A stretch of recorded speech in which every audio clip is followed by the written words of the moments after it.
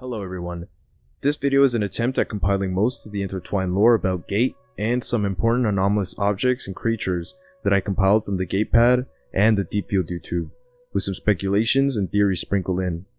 I also tried to keep the game's questline events sort of vague for newer players, since I believe the game is genuinely one of the best games ever made, so I definitely recommend that. With the recent release of Crush Step fleshing out the lore a bit more for us, which I admit was kind of hard to follow already, but that's what this video is for. Admittedly, my first attempt at a project like this, with production quality and all, as I did all the editing, writing, designed and drew all the little stills you see now, and gathered together much of the lore myself, along with a little help of some of you in the Discord. So you should probably expect some weird audio here and there. I'm sorry about that.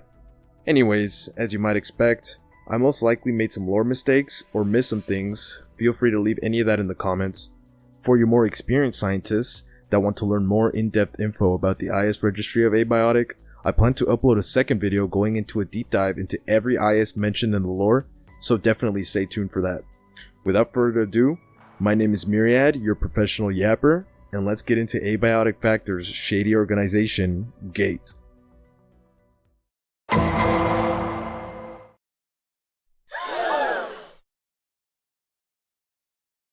So as you may or may not know, Abiotic Factor is a co-op survival game set in 1993 in a research facility owned by the Gate organization called the Cascade Research Facility. You are a scientist transferred from a separate facility called Springer, which you should keep in mind for later actually, as something goes horribly wrong just moments after being introduced on your first day. And you, a silly egghead scientist that's only a cog in the machine that is the Gate organization, is forced to fend for yourself and up to 5 other scientists. But before I get ahead of myself, let's set the stage for what the Gate organization actually is and its history.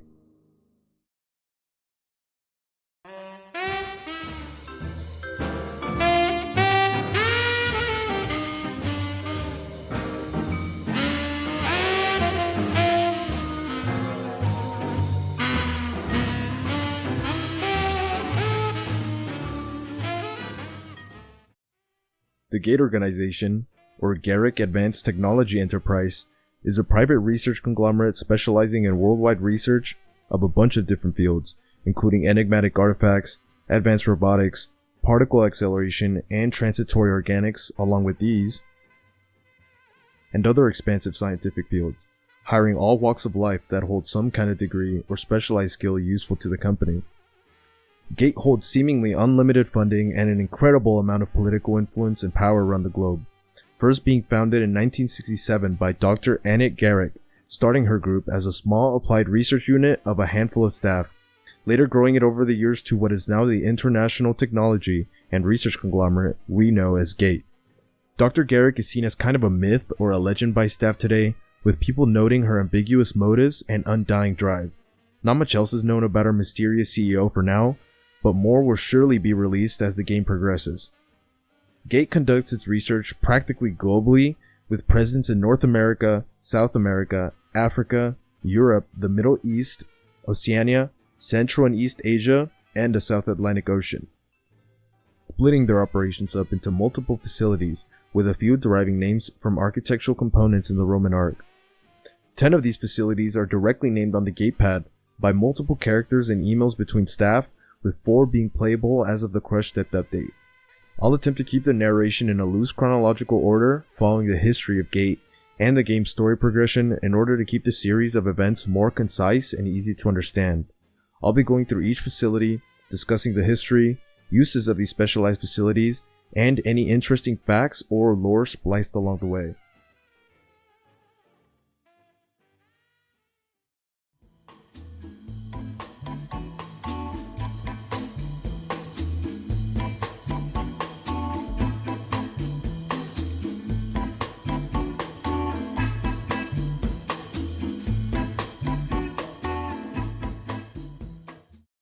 All Gate facilities are overseen by Dr. Derek Mance, Research Director.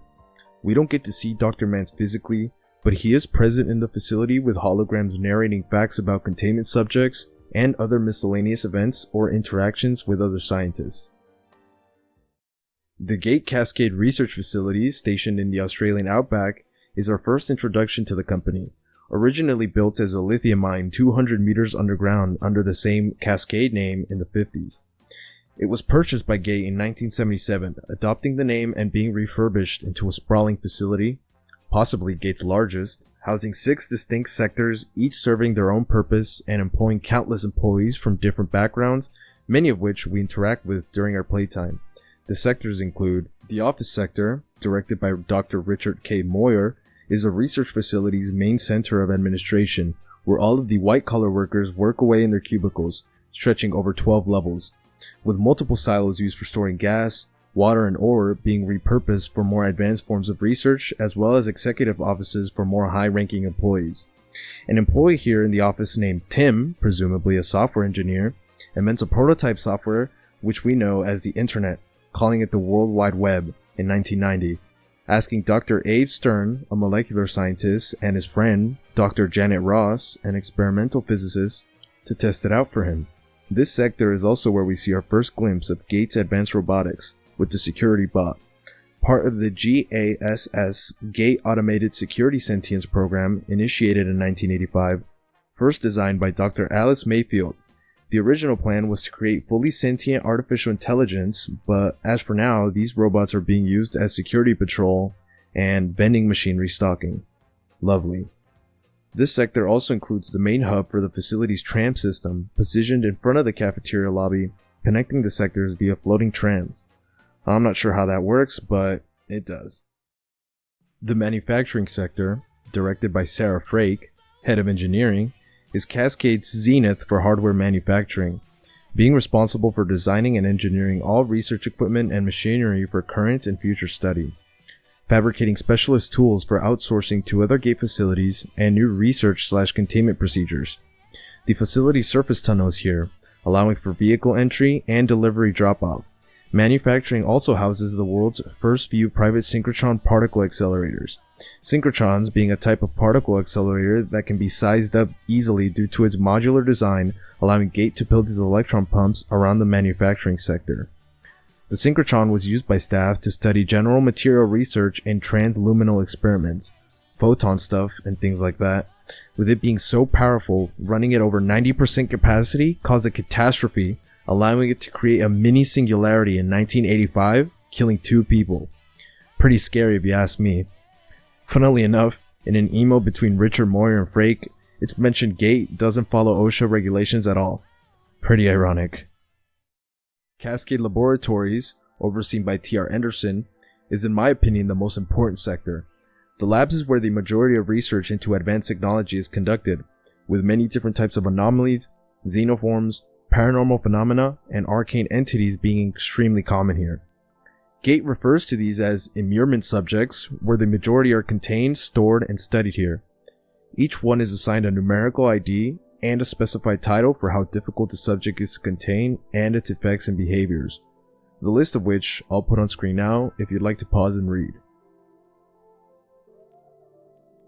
There are currently around 56 immurement subjects mentioned in total. Gate has records of these anomalous objects long before its inception, with some from as far back as 1826 with IS-03, and some objects originating from nearly 1.2 million years ago. It's unclear if Garrick was part of a larger research organization before founding Gate, or if she somehow collected these records elsewhere, but I'm not completely sure. Now you might be wondering, where are these anomalies coming from, and why are they so prevalent in Gate research today? Well, that leads us into Gate's biggest golden goose, and the darkest can of worms.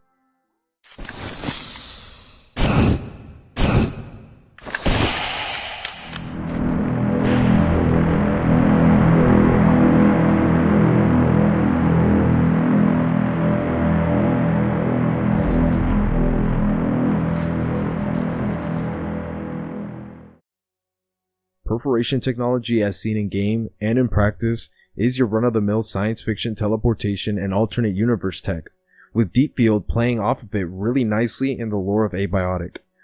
Perforation tech allows Gate to transfer non-matter and matter information instantly across space and time, allowing researchers to enter and study a nearly infinite amount of alternate universes, which researchers call antiverses, labeling them with a Roman numeral at the end, presumably in order of discovery. Before Gates' access to this technology, records dated from as far back as 1 before Christ show evidence of rifts in the sky transmitting energy. Scientists at Gate now know these are otherworldly entities trying to create a connection with our universe, just as how Gate does with foreign ones. Assigning these extraterrestrial perforations IS-177 and keeping a close eye on them. Perforation technology was in its medial stages when we are first introduced to it at the Gate facility, first being discovered by Dr. Swan Tenku, a physicist working with the synchrotron, finding a new type of bosonic matter, antiphotons, and by proxy opening up the possibility for new mathematics and technology. Later down the line, using Tenku's findings, researchers begin testing the first rudimentary perforation technology created using his findings, running through space, allowing for nigh-instant teleportation. Newly formed perforations were still very unpredictable, with researchers noting if perforations are left alone, they would cause a localized distension of the continuum, causing exits of portals to appear near entrances of other portals. These perforation devices were later made defunct after high unpredictability and unreliability made them too dangerous to operate daily. Daniel Janik later revolutionizes the technology, creating a temporary perforation running along both space and time, uncovering what is possibly the world's most important step forward in scientific history. Further researching this valuable technology, Gate sets up their ground control facility in a town named Flat Hill in North Dakota, USA. The town is the center for continent-wide telluric and geomagnetic currents, making it the optimal positioning and conditions for perforation connections. Putting up a front for their operations, a high fructose corn syrup plant, I'm sure there's some irony in there somewhere, they begin their attempts on perforations, later successfully creating the first stable connection to an alternate universe, naming it Antiverse 1. Immediately after Gates' connection to Antiverse 1, huge, thin porcelain creatures emerge from the perforations created by researchers, invading the Flat Hill test site and causing major damage. These creatures begin releasing a fog-like mist, enveloping the township while emitting a sound akin to a violin melody. Gates scrambles to capture these, and successfully contain these creatures with help from an associated group called Gatekeepers, a contract militaristic force employed by Gate to aid in containment and defense. Successfully containing the rampaging creatures and covering the incident as a chemical leak to the evacuated Flat Hill residents, researchers immediately sever the connection to Antiverse 1 with perforation suppressing machines. This incident changes Gate's protocols and shows how truly dangerous perforations can be. Gate assigns the creatures the designation IS-064, composers, for the melodic sound they create from their bodies. Note, in the lore, the machines used to suppress perforation activity and severing connection to Antiverse 1 are powered by power cells made with low entropy energy made from Antiverse 2. But it's never explained how Gate dealt with the Antiverse 1 connection immediately without resources from Antiverse 2. So I'm chalking it up to Gate using other power methods in the meantime while they discovered Antiverse 2.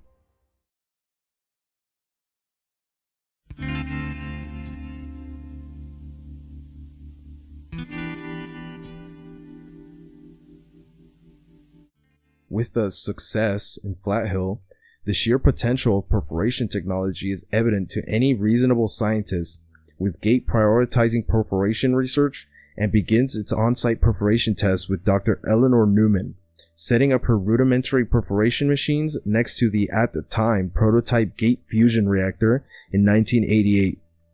The intense energy requirement in these early machines being a big roadblock at the time, with growing demand for research into these perforations, Gate develops its TR, Trans Recon team, allowing scientists to venture into these different universes with a designated group for specialized protection. The next important discovery after Antiverse 1 is Antiverse 2, discovered by Dr. Lassiter, a lush land full of bright, colorful alien vegetation with the general surroundings emitting a slight ambient radiation. Antiverse 2 is a special discovery. The procedure goes as planned, allowing field operators like Dr. Lenora Griggs to form their team and thoroughly study how an alternate universe behaves and what can be found in one. After some time, it's discovered the universe has low entropy and in turn more efficient thermodynamics. The planet they're on seemingly revolves around a sort of star, which is actually a vacuum point pulling everything towards it, not too different from a black hole. Later on, the research boys in the office silos invent a super powerful form of energy storage, the power cell, using low entropy energy from Antiverse 2 and sodium. The main application for these is in the facility in Flat Hill for perforation suppression of Antiverse 1, but they are also applicable for weapons and personnel vehicles. In 1987, while exploring Antiverse 2, a new creature was discovered, the Exor, following the Planet X name given to the landmass and later being renamed to the Exor and given the designation IS-184. The creatures from this antiverse are observed to rapidly evolve, noting the difference in entropy being the driving factor. Later being discovered by Katie Pendleton, a biologist, other subjects recovered and captured from Antiverse 2 already in containment are actually earlier evolutionary stages of the Exor.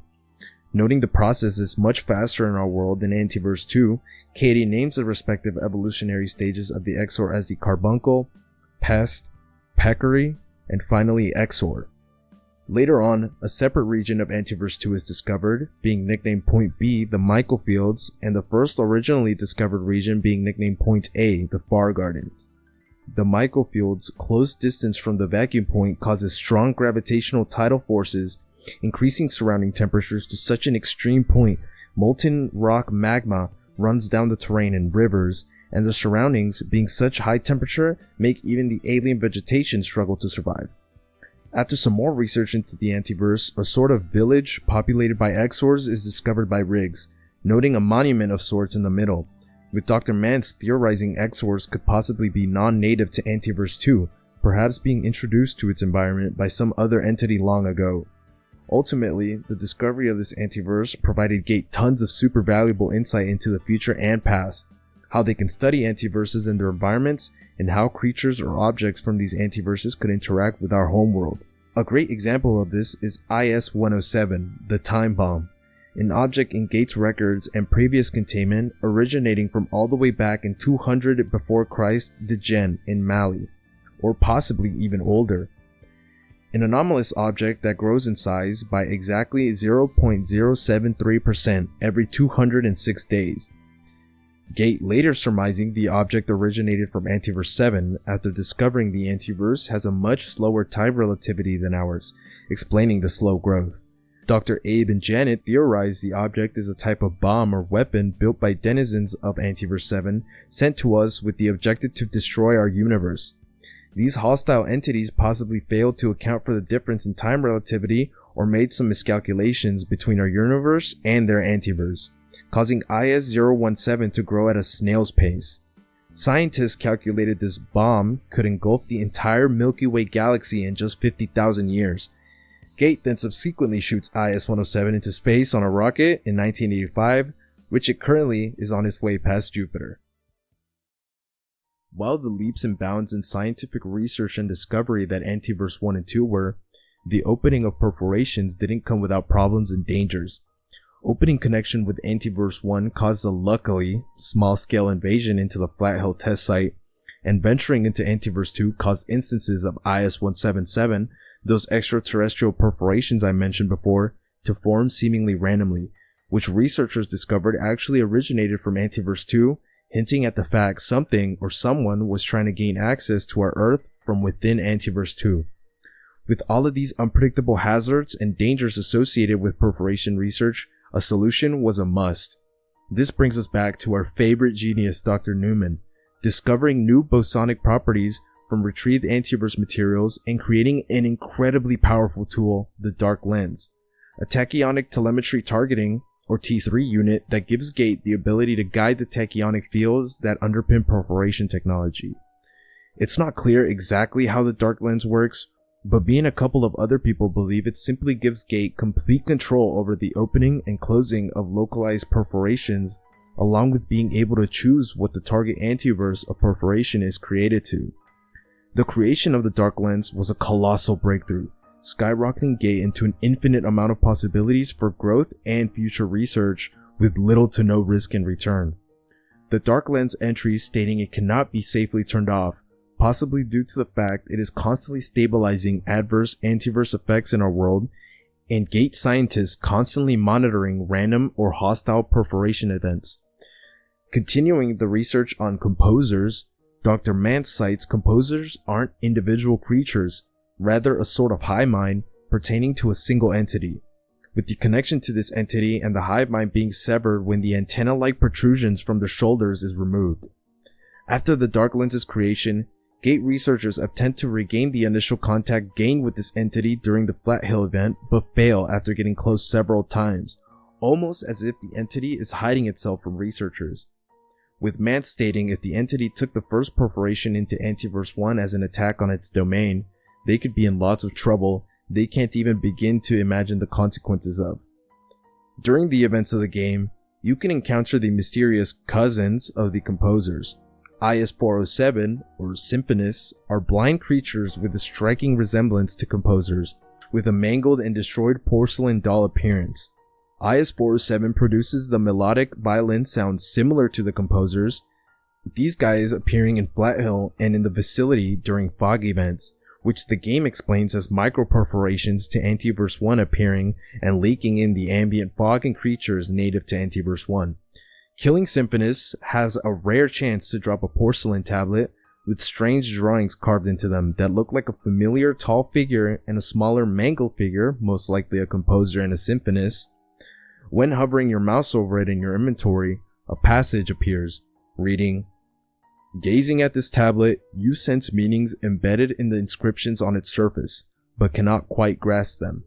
Images of light and shadow flicker to mind, of bodies connected by immaterial threads, mist and distress, and behind or perhaps above it all, a sense of intention and desire, and anger suppressed. For some reason, in spite of it all, two words materialize clearly in your mind. The puppeteer." Of bodies connected by immaterial threads, more or less confirming Mance and his research team's theory of the composers being part of a hive mind. Mist and distress behind or perhaps above it all is likely the anomalous fog ever present in Antiverse 1 and created by composers. A sense of intention and desire and of anger suppressed aligns with Mance's theory of the entity which we know as the puppeteer being hostile after Gate's first connection to its antiverse. The porcelain tablet's information about the puppeteer's ability to control the composers and Mance's report about the puppeteer hiding from Gate post-Dark Lens. My personal theory is that the puppeteer has the ability to traverse antiverses and create powerful porcelain puppets, hence the name, like composers and Symphonus. I believe such a powerful entity is only hiding away from Gate to prepare a bigger invasion of our home universe. But again, this is all speculation, so take it as a grain of salt until more lore releases in future updates.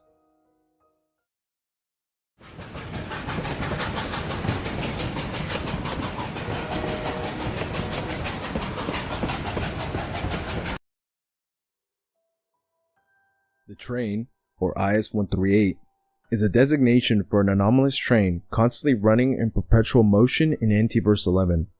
IS-138 is a seemingly normal train, with 9 cars, including the engine car, a research headquarters, a passenger car sporting Victorian furniture, a car repurposed by Gate for storage, a dining hall, a radioactive storage car, a laser lab with a huge laser in the middle with some research stations, and finally, another dining hall with a toilet. There's no record on who discovered Antiverse 11 or when it was discovered, so its origins are kind of a mystery to us. The antiverse it's in is an infinitely expanding, empty, open green field, with the track IS-138 runs along infinitely being the only visible object in any direction.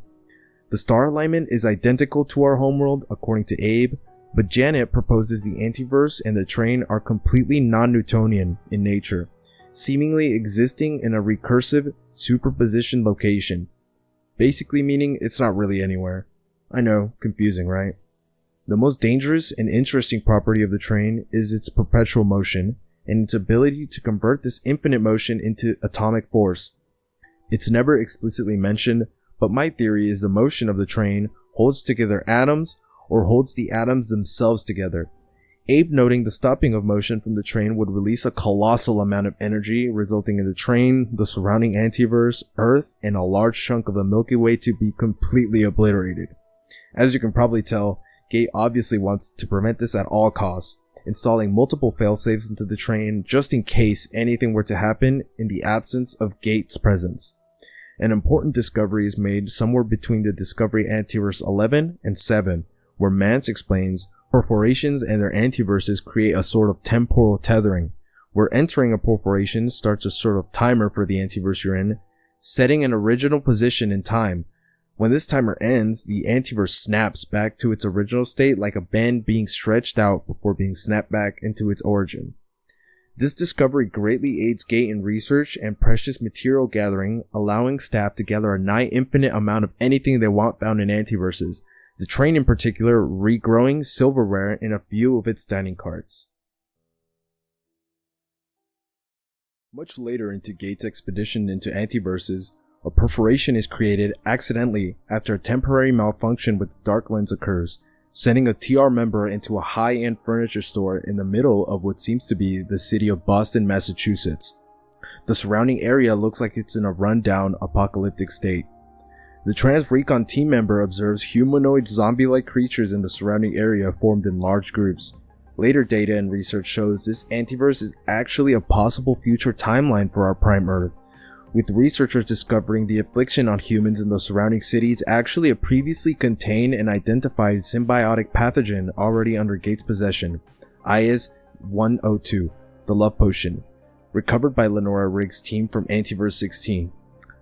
IS-102 is a symbiotic bacteriophage, promoting breeding in the original Antiverse 16 species, sort of like a love potion, but causing humans to become ravenous and aggressive predators, sort of like zombies, with hosts of the symbiote maiming and eating other humans. Mance's realization of Gate possibly causing a worldwide pandemic and apocalyptic scenario in the near future shakes the research director, displaying how messing with infinity and the unknown can be in fact very dangerous. The security sector is Gate's self-sufficient main hub for physical and internal data defense, housing the main connection between the surface and the facility, the surface elevator. The elevator is the absolute fastest way in and out of the facility. The GISP, or Gate Immurement Security Protocol, is managed and run here, with staff constantly on alert for containment breaches, outside threats, and major accidents. Not much else is known about the sector, since it's very small and limited, but that's all there is, I guess.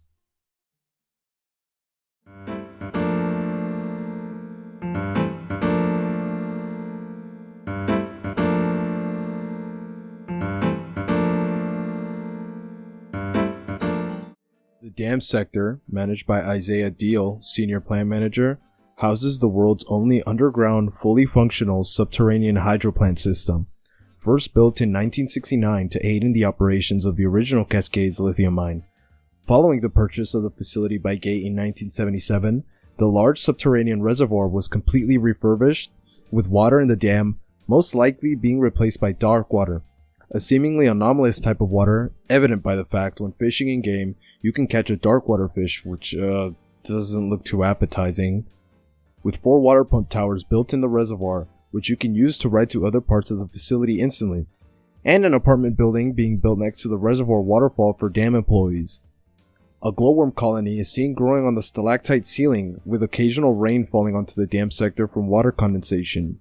And after Gate's changes to the sector are complete, the hydro plant is completely operational, creating up to 400 megawatts of energy for the entire facility and subsections, in tandem with the facility's by then now completed cold fusion reactor.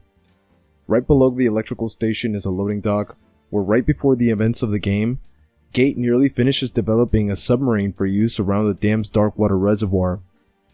In another layer right below the dock is the facility's advanced robotics manufacturing station, used to create the office sector's security bots, and a new type of robot which we see in the lab sector during playtime, the containment bot. GAIA, or Gate Automated Immurement Automaton, designed after Mayfield's original design of the security bot, adding immurement containment protocols devised by Stuart Wakeman, a particle physicist. Helping in any containment accidents and recapture of immurement subjects, Gaia was put to field tests in the Cascade laboratories, with an upcoming even newer model being in development. This workshop also holds the brain of Kylie, suspended in a machine. A cancer patient who volunteered for Wakeman's project promised with the transmission of her consciousness onto a computer, an obviously incomplete promise cut short sometime before the game's beginning. During the perforation expeditions, Gate discovers two antiverses, Antiverse 8 and Antiverse 42. The former brings researchers IS-142, an incredibly sophisticated biomechanical device with the ability to grow and multiply itself into a sort of colony. An instance of 0142 was accidentally dropped into the reservoir, staff only noticing much later due to an inventory error.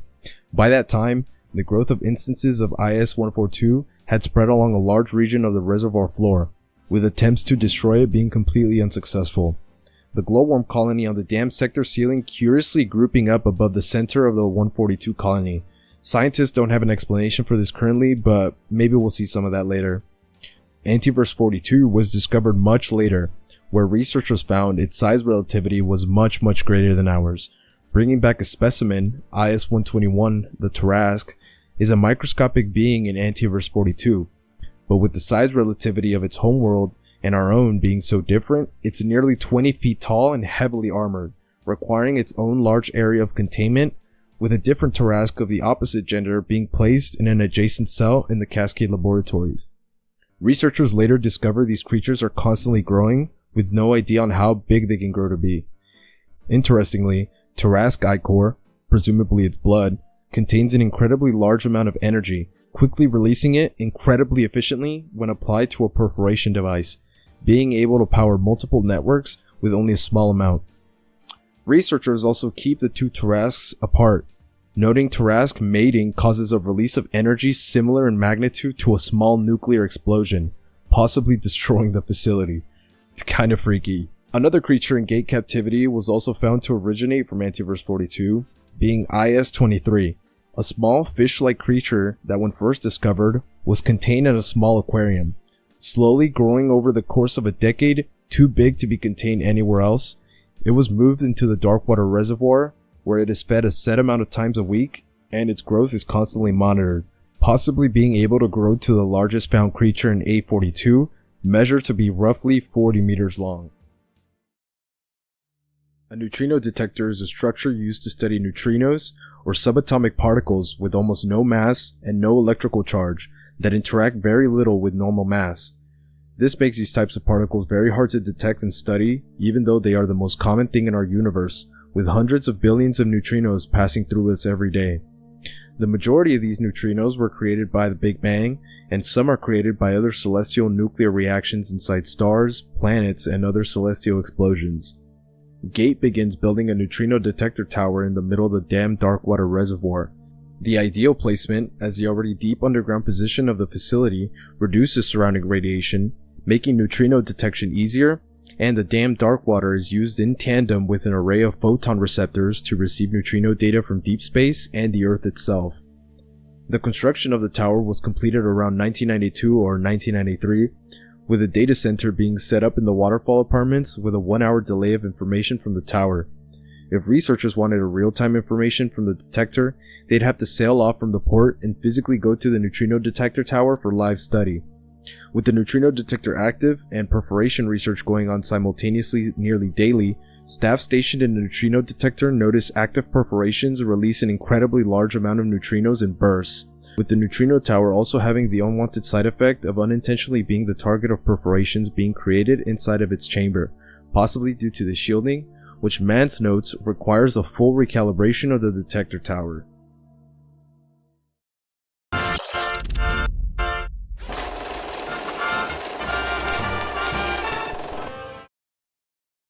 Currently, not much is known about the nuclear reactor sector as we are still waiting for its actual release in the Cold Fusion update, but there are a couple things to go off of currently, which I believe are pretty important.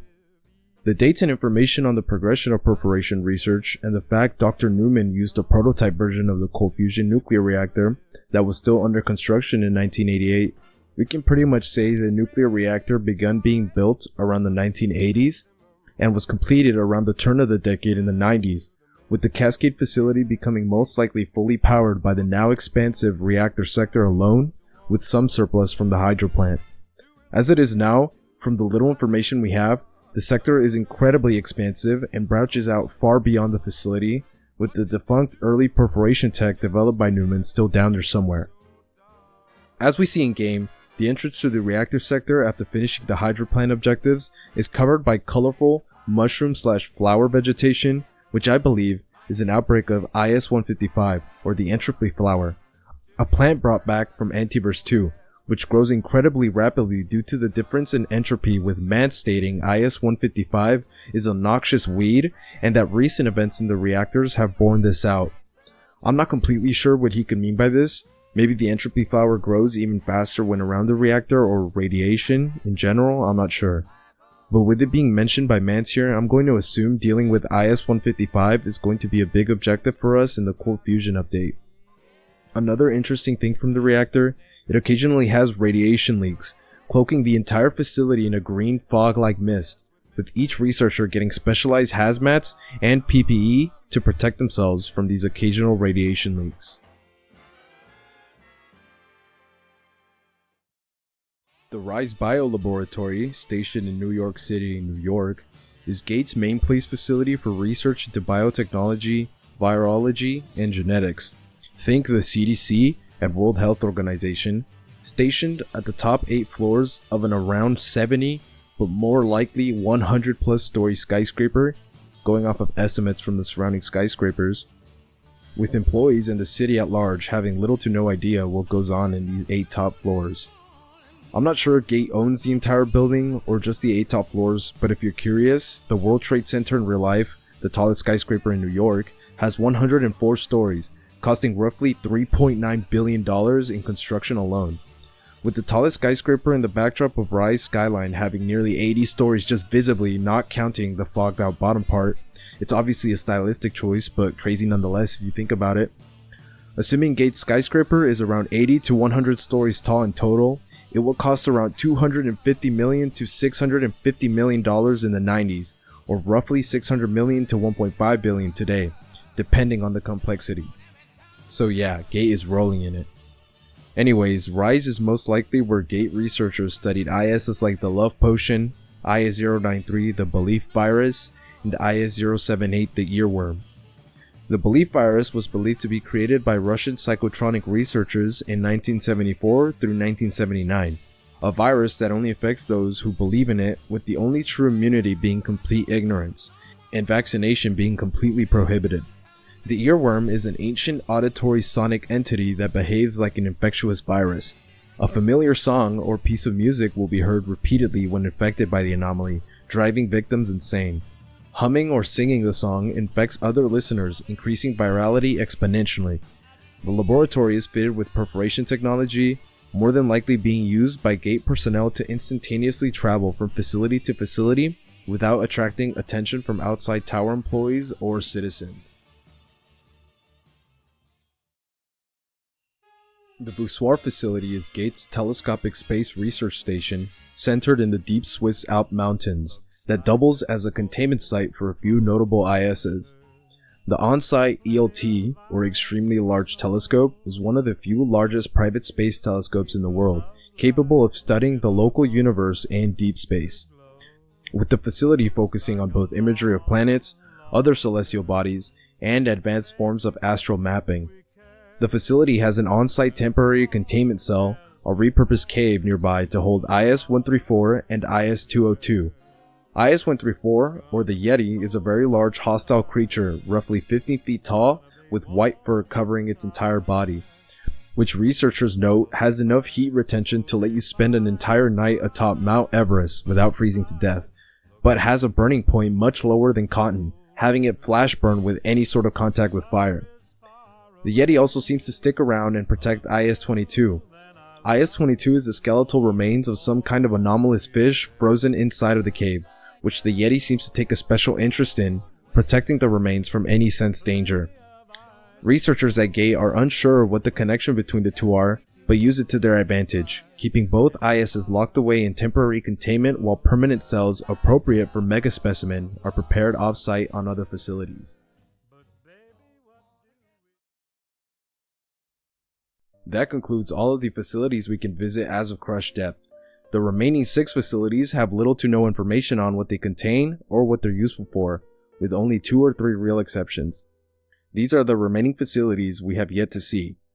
Hanj, Springer, this is the facility we transferred from in the intro.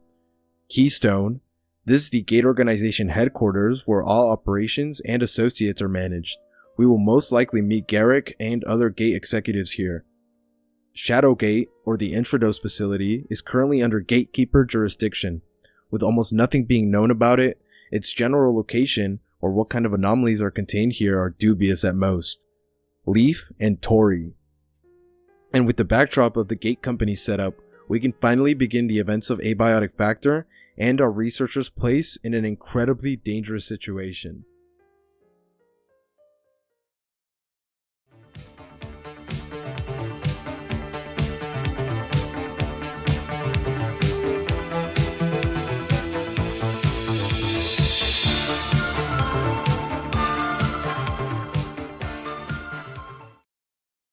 The events of Abiotic Factor begin with our scientist in the passenger seat of an SUV driven by a security officer, Lance, along the Australian outback up to a path leading to a shack. Knocking on the door, a latch opens up and somebody peers at us for a moment. The door then unlocks into a security station where we meet Jackson, who explains the operations in the facility at Cascade are a bit different than the ones at the Springer facility. He then hands us the gate pad, where all information about the game and its story is stored when first discovered. We are then led down to the induction wing, where the basics of the game's mechanics are taught to us, all while the security guard's radio is active with concerned chatter on the other end. We are then told to get in the elevator and meet with Dr. Khan soon after. While in the elevator, something is happening in the facility, and a voice from the intercom in the elevator announces a high active security situation, and it's not a drill.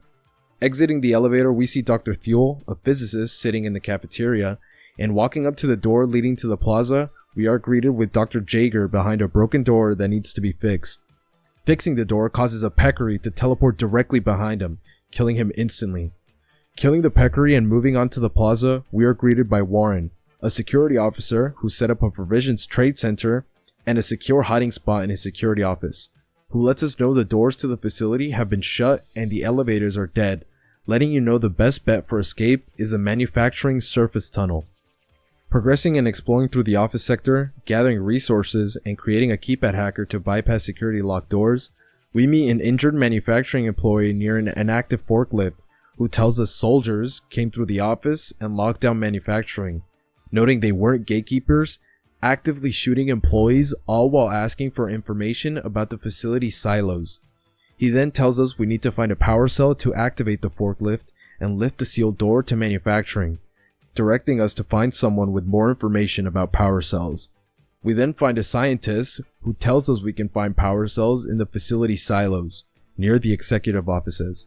Heading down to the office facility floor 2 silo office buildings, we arrive at a control center, a whiteboard with a diagram depicting power cells and the energy from Antiverse 2 to your left, and a dying soldier in an orange and light brown uniform who tells us not to open the rift as there are abominations within. He says he and his brothers passed through to contain your folly, promptly bleeding out. Activating a keypad near one of the consoles, a perforation forms across the bridge of the suspended platform. Walking through it, we are teleported into a treehouse in the middle of a familiar town enveloped in fog, Flat Hill, South Dakota. Something is definitely wrong. As we make our way around locked doors, we come across another dead soldier, this time with a gas mask on and the same uniform as the first soldier we saw in the facility. Moving on into a video rental store, we meet Marion, the insane civilian whistleblower / conspiracy theorist assumed to be assassinated by gatekeepers all the way back during Gate's first operations in Flat Hill.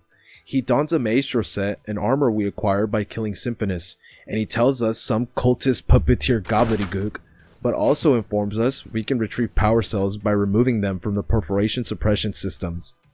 We make our way around roaming Symphonists and composers, from roof to roof, slowly removing power cells, until we remove all 3 and are teleported back into the facility.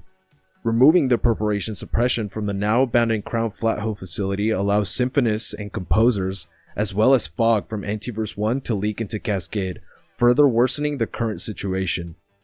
Regardless of the consequences that we just pulled, we return to the forklift inserting a power cell into the dashboard, as it lifts the door, allowing access into the manufacturing sector, giving us the first real glimpse at the severity of the emergency at Cascade, as we see armed soldiers in a familiar orange-brown uniform patrol the crossroads while speaking an unknown but familiar language. These soldiers are no allies, but the reason this entire mess began in the first place.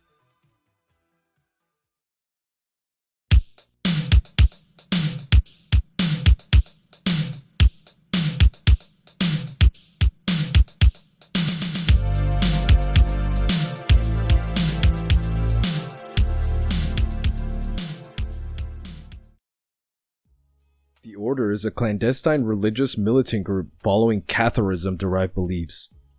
Catharism, existing between the 12th and 14th century, are religious beliefs splintered from Christianity. It was popular among Eastern Europe, specifically in northern Italy and southern France. The religion infamously calling themselves the Good Christians, believing in two true gods, the good God being the God of the New Testament and the evil God being the devil. Followers believed humans were angel spirits living in the devil's physical world, requiring reincarnation until ultimate salvation and being accepted into God's paradise. The timeline of the religion and the geological history aligns with that unknown and familiar language I mentioned, as it uses a lot of classical Latin as a foundation. Not much is known about the Order's actual past or its deviation of Catharism, but I personally believe the group was created during or after the Catholic Church Albigensian Crusades, aiming to eradicate the original Catharism belief, labeling it as heresy. The Order was probably created from a mix of different religious backgrounds amidst the Crusade conflict, deriving beliefs from Catharism to fight against what they deem as will against their true God. In modern days, the Order acts as the main foil to GATE and its ongoing research, with the church or court mentioned by one of the soldiers near the surface tunnel determining the ISS in containment as conducting evil, and GATE research around them making them evil benefactors of the devil or something. Their zealot ideals are representative in their rank names and positions, with 6 distinct ranks being seen in-game after their introduction in manufacturing. The Trurari, or Grunt, is the Order's common foot soldier, but even though they are the most common type of enemy we see from the Order, they are some of the most religiously loyal and tactically efficient finest force in the Order's disposal, wielding pistols and machine guns. The medics are the Order's field medic force. Practically identical to grunts, they have the ability to revive down comrades during combat and are just as deadly as any other troop, usually wielding machine guns.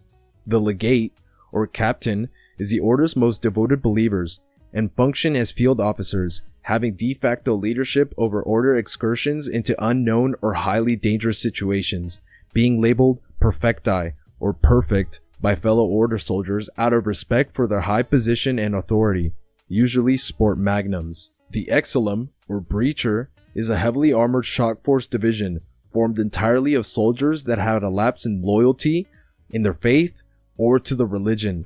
With caged helmets to symbolize their heresy, they are sent in headfirst to repent for whatever sin they committed against the Order, usually seen wielding pump shotguns. The Inquisitor, or Lab Rat, is the Order's scout faction, crucial in first contact with objectives and relaying information about targets back to command. The other ranks in Order soldiers more often than not look down at Lab Rats for the work in close proximity to the targets the Order deems as evil and vile. The Sigitari, or Snipers, are an ultra-clandestine sector of the Order's ranks, with their devotion to the religion almost being cult-like, with a journal they drop alluding to a blood ritual they must go through for approval into their ranks. Snipers have roots in ancient Roman archery schools, intertwining their heritage with the Order's Italian roots. They usually wield scoped high-caliber rifles, hidden away in snipers' nests. The Order's attacks on GATE had been long foreshadowed in events during the history of the company and the growing perforation tests in recent history. The Order more than likely having several moles or spies within GATE ranks, evident by emails gathered early during a playthrough, a conversation between Morris Shepard, a data analyst, and Bridget Badwell, an unknown second scientist, reporting a data leakage in the main communication network, inquiring who the report should be given to, and Badwell responds dismissively stating, "We got it from here." Shepard then responding, "I'm now locked out of my files." and Batwell saying, "They are not your files, they are Gates. Do not discuss this with anyone without authorization." This conversation can simply be a dismissive boss or coworker, or you may be thinking, Badwell is obviously a mole. But surprisingly, in a continuation email we found much later on, we get a conversation between Badwell and Rutger Strauss. Badwell reported Shepard's findings, and Strauss's reaction being incredibly suspicious, instructing, "Retrieve her data immediately and run the GISP," telling Badwell to threaten Shepard with her job if she spoke to anyone about the breach. This conversation can also be chalked up to a dismissive boss with a lot to lose with higher management, or the real spy to the Order, trying to keep their operations under wraps since its wording is much more aggressive. I personally believe Strauss is a mole, but much is left up to interpretation. Another more solid candidate for treason is Dr. Chris Jaeger, an employee who other researchers say is not on any Gate records, while having access to high security research tools and subjects. With an email between two assumedly high-ranking Order troops on an Order laptop we find in game, stating they have finally secured an excursor, or a spy in the facility, who found a weakness they could exploit. This exploit more than likely being the surface tunnel in the security sector. By this point, the talk of data breaches reaches Mance, who after a quick email to Garrick, meets with her to discuss the situation. Ultimately, Mance trusts the Foundation can deter any attempts of espionage with their conventional and political power. Mance already had suspicions about the culprit of these data breaches being the Order, since Gate already had a run-in with them before. Noting the attention from the Order is of incredible danger and a big problem. All the way back in 1977, NASA launched Voyager, a deep space probe, with the Golden Record aboard aiming to receive alien response and take imagery of deep space. A whole decade later, alien lifeforms receive our Golden Record and send back an artifact which Gate assigns IC-101, the Sun Disk. Note, before 1993, some ISs had the IC name, and I'm not sure why, but they were all later changed to IS. Anyways, the artifact received was a disk made of stellar mass from a star, which researchers theorize stored information in it. The disk is incredibly hazardous and dangerous, with no physical way to read its contents. IS-101 was then stolen from Gate possession, most likely by the Order. The Order's extensive history with anomalies, and recently taking more direct interest in Gate specifically, being largely successful in spying on their communications and implanting spies, compiling information about major facilities, they believed it was ripe time for rectifying the evil in Gate's operations.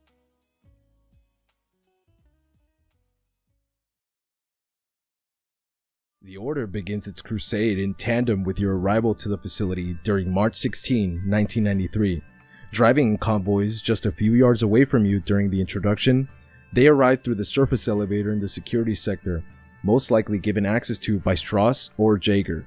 Foot soldiers immediately start killing any and all Gate staff present, with the direct objective of neutralizing any anomalies, staff, and shutting off any active operations.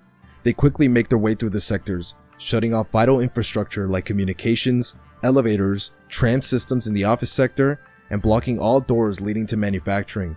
They set up a roadblock near the crane, while collapsing the surface tunnel at the end of the crossroads, blocking that escape route completely. Excursions into the Flathead test site are completely futile, with the composers largely staving off any Order intrusion. The Order moves into the laboratories, making a fatal mistake. Assuming the Darklands as a valuable target, they destroy it, destabilizing all perforations and causing complete loss of control over them, allowing portal storms and teleportation of IS around the facility. Unfazed by this distraction and ignorant to what they have caused, they moved on to hijacking the security and power systems, shorting most containment protocols and making security turrets turn to and fire at researchers. They swiftly shut down the power to the security sector and destroy the surface elevator to block off exit. By this point, Gate's immediate response team, a small group of gatekeepers, show up, quickly sweeping through the invaded sectors, with one dying along the way, collecting any surviving scientists they can find and making their way to the reactor sector, Order in tail. Reaching the dam sector, the remaining group of gatekeepers and surviving scientists escape to the reactor sector, leaving behind a handful of surviving Gate security to push back the Order. Easily clearing out the defense team, the Order sets up multiple sniper nests to suppress any further escape attempts. In the midst of the invasion, researchers and Gate security deploy experimental war automatons to deter Order presence in the Hydro Plant facility. GADD, or Gate Automated Defense Droids, fitted with explosives and an exposed rare power unit prone to exploding when dealt enough damage, with the robot's distinction of friendly and enemy being unfinished and being left to roam the sector even after the complete control of the facility going to Order operatives. Simultaneously with the attack on Cascade, the Order has already gained control of all the other facilities we can currently visit.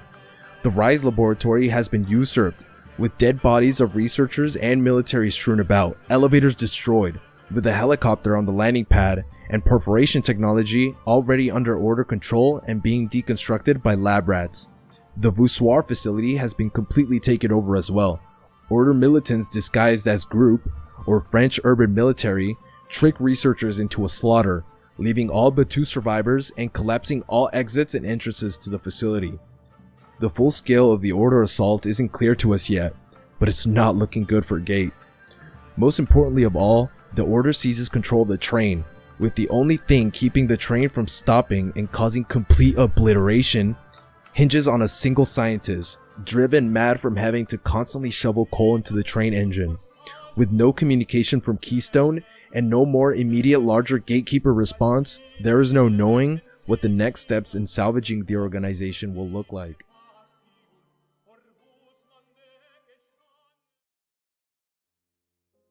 The assault on Gate did not come without serious consequences for even the Order itself.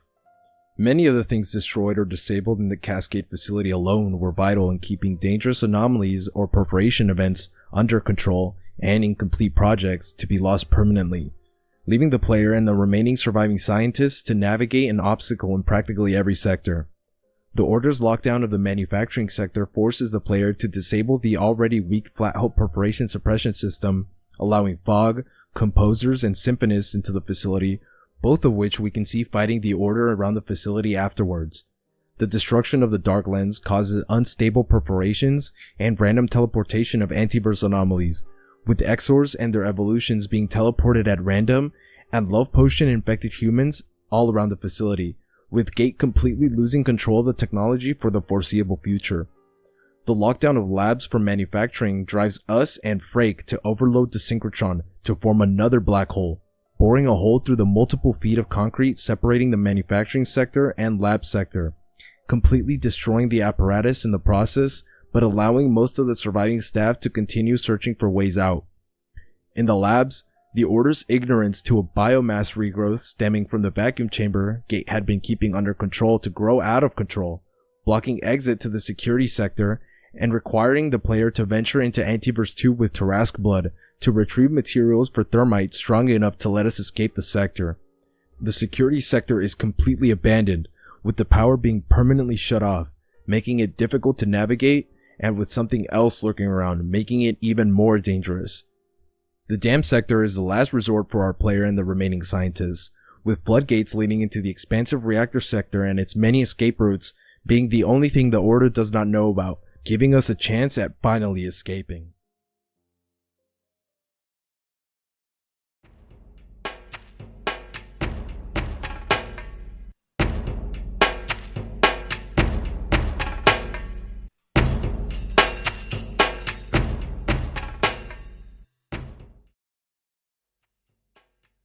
Two very notable and dangerous anomalies became incredibly active in Cascade during the Order incursion, with IS-059, the Reaper, and IS-091, the Layak, both of which we run into often and have to deal with. These two are incredibly dangerous and hard to contain in their own rights, both causing a lot of problems in Gate's history, with the Order's actions in the facility not helping at all with keeping them relatively contained and away from the public. IS-091, or the Layak, was first discovered in Indonesia, with research teams and TR personnel being dispatched with possible gatekeeper presence for containment and protection. A creature made of pink flesh, with 3 eyes and vertical slits on its face, and large mandible-like teeth on its mouth. 2 pink organs similar to human lungs are positioned under its mouth, with 6 organ-shaped tentacles hanging from its floating body. 2 particular tentacles are tubes ending in what look like small mouths with sharp teeth. It completely eluded researchers and containment for a long time, with its completely non-corporeal properties being able to phase through any matter. The team eventually gives up and returns from their mission, unknowingly having 091 follow Dr. Abe all the way back from the Indonesia expedition. Researchers then observe the LAAC is only visible to Abe, with nobody else being able to see it, focusing only on one target. I-091's non-corporeal properties, its ability to only be seen by its target, and conventional weapons along with non-conventional weapons leaving it completely unaffected, made its containment nearly impossible, forcing researchers to keep Dr. Abe awake constantly. After deducing keeping eye contact with 91 causes it to dematerialize and reappear elsewhere for 3 to 4 hours later, this arrangement lasts for a while until experimentation with 91 advances, discovering EM radiation, specifically X-rays, forced the dematerialization of what researchers now dubbed the LAAC, a localized name for a mythical creature in Indonesia, where it was originally reported and found. Later, it is finally contained by having constant high-intensity X-ray blasted at it, keeping it in place and excreting an incredibly high radiation essence. The containment procedure is linked up to multiple failsafes, with only one containment breach on record prior to the Order assault on the facility. The Order's hijacking of laboratory security completely shut down the X-ray containment procedures and failsafes, allowing the LAAC to hunt us freely and relentlessly throughout our time in the facility, becoming a problem to whatever survives of Gate in the future. The Reaper, or IS-059, and its mysterious Shadow Realm antiverse have been an incredibly big threat to Gate ever since perforation technology research began.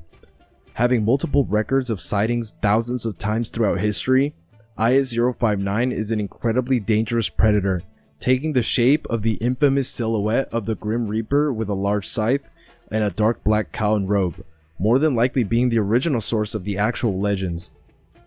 The Reaper is an also incorporeal entity like the LAAC, being able to create perforations to its own antiverse, leaving and entering the facility at will whenever it pleases. The entity hunts prey by picking off researchers, maiming and killing them, or simply transporting them to its mysterious antiverse where they are never seen again. The entity transforms into its more insect-like appearance when actively hunting, with its glowing red eye becoming visible and having two scythe-shaped protrusions from its arms, which it uses to attack its prey, and occasionally speaking an unknown alien language. The perforations created by the Reaper lead to an incredibly mysterious antiverse, which researchers report seem to change appearance depending on who gazes through an active portal, with some believing it's some kind of purgatory or hell. Any attempt by Gate to lead teams into this antiverse, whether research, TR, or Gatekeeper, never return, being assumed lost permanently. The entity is completely unaffected by conventional weapons, being only affected by strong X-ray or high-power laser. When hit with X-ray, it drops a strange essence that permeates black body radiation, agitating the Reaper, and when hit with laser, it instantly dematerializes, eventually returning some other time. The Reaper is completely uncontainable at this point, becoming even more active in the facility directly after the Order's incursion, keeping to the darkness of the security sector specifically, and killing countless of facility staff and Order alike, while opening multiple portals to its antiverse around the area, making the sector incredibly dangerous and hard to pass through. Both of these anomalies are obviously incredibly dangerous and hard to contain, spiraling out of Gate's control completely after the Order's attack. And if the organization is to survive the events of Abiotic Factor, who knows how they're going to deal with these two and the other countless consequences of the Order's actions. I think it's safe to say the eventual release of Keystone and the near future update of Cold Fusion has a lot to reveal about this already really interesting and, in my opinion, expansive lore. And yeah, that concludes all of the important plot points in Gate's history, with the eventual fate of the organization and plenty of other historical events and Cascade Sector info still being up in the air for now until further updates, since you gotta remember the game is still early in its release. All in all, my opinion for the lore of this game is it's incredibly interesting and well written, albeit a bit hard to follow with all of the information being spread out with no real way to filter / catalog it. The gameplay and discovery aspect of it during my first time playing through it was so much fun though, Interacting with the ISs is in my opinion the most fun part of progression. Speaking of which, if you want to learn more about the game's IS registry, which is in my opinion incredibly enjoyable since it's based in relative reality opposed to something silly like the SCP Foundation, stay tuned for my next video deep diving Abiotic Factor's IS registry and their history. And with that, I hope you learned something new and interesting from my video. I've been Myriad, your professional yapper, and have a good day or night. Bye bye.